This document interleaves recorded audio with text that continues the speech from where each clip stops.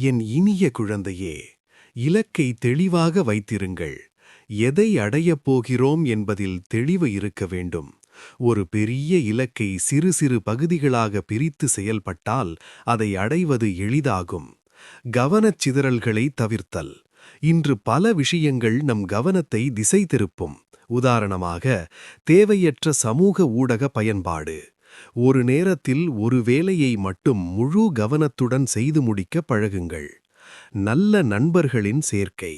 உங்களைச் சுற்றியுள்ளவர்கள் உங்களை ஊக்குவிப்பவர்களாக இருக்க வேண்டும். நல்ல நண்பர்கள் மற்றும் நலம் விரும்பிகளுடன் இருப்பது உங்கள் மன உறுதியை அதிகரிக்கும். பொறுமை மற்றும் நிதானம். சில நேரங்களில் நாம் கடுமையாக உழைத்தாலும் பலன் கிடைக்க தாமதமாகலாம். அந்த நேரத்தில் பொறுமையை இழக்காமல் உங்கள் பாதையில் உறுதியாக இருங்கள். சுய ஒழுக்கம். மனதிற்கு பிடித்ததைச் செய்வதை விட எது தேவையோ அதைச் செய்வதே சுய ஒழுக்கம். காலையில் சீக்கிரம் எழுவது, திட்டமிட்டபடி வேலைகளை முடிப்பது போன்றவை உங்களை வெற்றியாளராக மாற்றும். தடைகள் என்பவை நீங்கள் இலக்கை நோக்கி ஓடும்போது குறுக்கே வருபவை அல்ல.